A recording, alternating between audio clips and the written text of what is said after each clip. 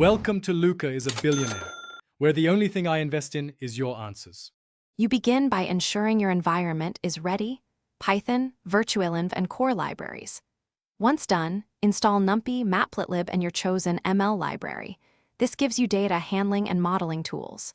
Next, load Mnist directly from Keras datasets or TorchVision to avoid manual downloads, and inspect shapes to confirm 60,000 training and 10,000 test images. Make sure to set a reproducible seed so results are consistent when you iterate.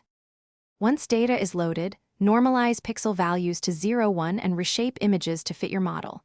For CNNs, keep channels, height, width. Then encode labels appropriately, one hot for categorical cross-entropy or integers for sparse loss, and split a validation set. Now build a model. Start with a lightweight baseline like a small CNN, add dropout and batch norm if needed, and select an optimizer such as Atom. Train with callbacks for early stopping and monitor validation accuracy to guide tuning. You now evaluate model performance on the test set and inspect metrics like accuracy and confusion matrix to find class-specific errors. Once satisfied, save the trained weights and any preprocessing functions so you can reproduce predictions later. If performance is worse than expected, first verify normalization and label encoding, then check for overfitting versus underfitting by comparing train and validation curves. Finally, adjust learning rate, architecture capacity, or augmentation.